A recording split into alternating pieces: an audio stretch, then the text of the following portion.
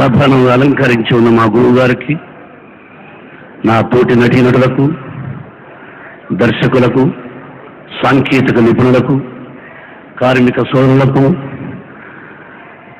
Journalist సోదరులకు, నా తోటి నటుడు చిరంజీవి అభిమానులకు అందరికీ నమస్కారం. కొంచెం ఎలాబొరేట్గా మాట్లాడాలి గురువు గారు నేను, because this is the first time. My dear friends, శ్రద్ధగా వినండి, అన్నీ చెప్తాను. నేను చిరంజీవితో ఎన్ని సినిమాలు చేశానో ఏమిటని చెప్పే ముందు మూవీ ఆర్టిస్ట్ అసోసియేషన్ ప్రెసిడెంట్గా ఒక 2 మాటలు చెప్పాలి. ఇది మేము మూవీ ఆర్టిస్ట్ అసోసియేషన్ ప్రెసిడెంట్గా మా తోటి నటీనటులు కలిసి చేయవలసినటువంటి ఫంక్షన్ మా తోటి నటీనటుడికి వచ్చింది కాబట్టి. కానీ ఇన్కమ్ ట్యాక్స్ ప్రాబ్లం వల్ల ఇండివిజువల్గా ఒక అసోసియేషన్ చేయడానికి వీలు లేదు. చేస్తే మీరు సొంతంగా చేసుకోవచ్చు, కానీ అసోసియేషన్ తరఫున చేయకూడదంటే అందరం కలిసికట్టుగా చేద్దామన్న ఉద్దేశంతో మా కార్యవర్గ సభ్యులందరికీ చెప్పడం జరిగింది. ఈలోగా చలనచిత్ర పరిశ్రమ ముందుకొచ్చి అందరం కలిసి చేద్దామంటే సంతోషంగా ఇలా చేయడం జరిగింది. ఇక when I was studying in school, I was fan for Chiranjeevi. ఇది కాదా? నేను తిరుపతిలో చదువుకునే రోజుల్లో చిరంజీవి సినిమాలు చూసేవాడిని, అంటే నాకంటే సీనియర్, నాకంటే వయసులో పెద్దవాడు కాదా? కాదా? ఓకే, అంటే ఉండు, ఎక్కువ చేతులు కాదు అంటున్నారు కాబట్టి మీరేం చెప్తే దానికి ఓకే అనాలా?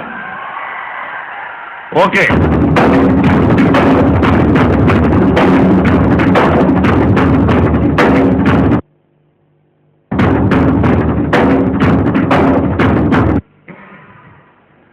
నాకంటే వయసులో చిన్నవాడైనా నాకు చిరంజీవి అంటే చాలా ఇష్టం. నేనన్నా కూడా చిరంజీవికి ఇష్టమే. అప్పుడప్పుడు కలిసినప్పుడు మనసు విప్పి మాట్లాడుకుంటాం, అప్పుడప్పుడు ముభావంగా ఉంటాం అతను నేను. దానికి కారణం కూడా చెబుతాను.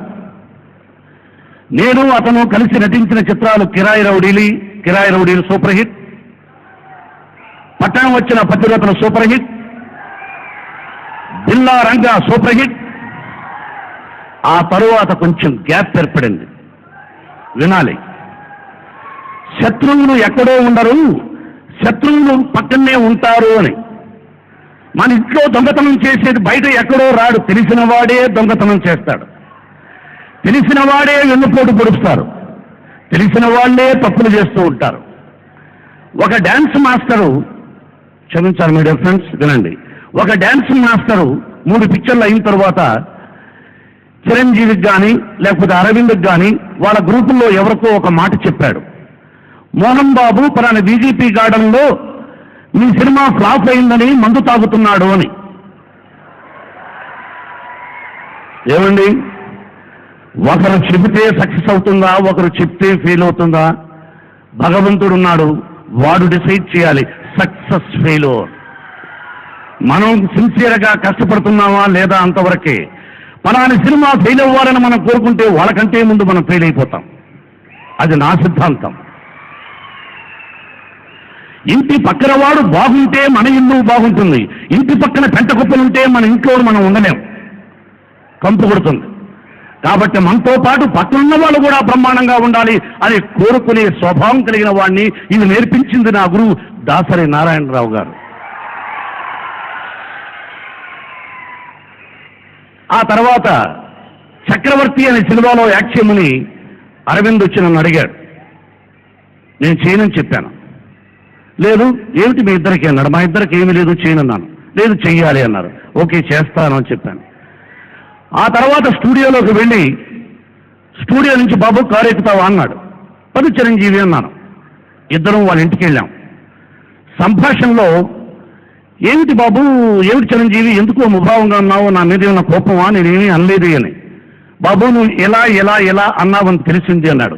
Artist mentality is very sensitive mentality, గాజు ముక్క లాంటిది. అంటే ఎదురుగా ఆంజనేయ స్వామి బొమ్మ ఉంది, అతని కారుకు చిరంజీవి, ఈ ఆంజనేయ స్వామి సాక్షిగా నేను అనలేదు, అలా అనుంటే నీకు చెప్పినవాడు సర్వనాశనమైపోతాడు అని చెప్పాను. కానీ ఒకరి పేదరికాన్ని, ఒకరి కష్టాన్ని నేను ఎప్పుడూ ఎగతాళి చేయను. కానీ అలా అన్నవాడు ఈ మధ్యనే అడుక్కు తినే పొజిషన్లో వచ్చి డబ్బులు ఇస్తారా అని అడిగాడు. ఎందుకు చెబుతున్నానంటే మా మధ్య మేము అందరం తల్లి లాంటి ఒక కుటుంబ సభ్యులం.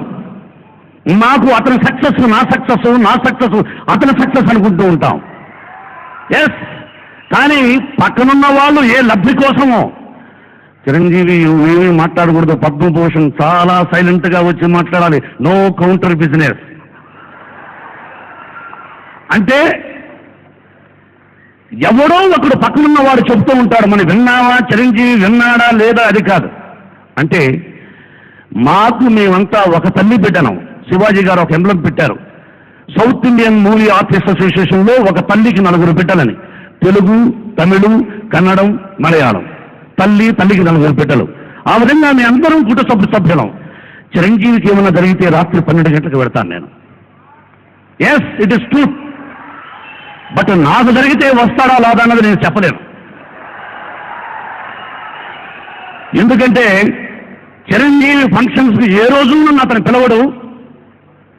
ఇదే ఫస్ట్ ఫంక్షన్ నేను రావడం. కానీ నేను ప్రతి ఫంక్షన్కు చిరంజీవిని పిలిచాను, వచ్చాడు. అతను అల్లుడు గారికి ఫస్ట్ డైరెక్షన్ చేశాడు. ఆ పిక్చర్ 100 రోజులు ఆడింది. నేను పిలుస్తుంటా, కానీ అరవింద్ మాత్రం ఎందుకో మరి పిలవడు. పక్క నుండి చిరంజీవి కావాలన్నా వద్దు అంటూ ఉంటాడు అనుకుంటాను అరవింద్.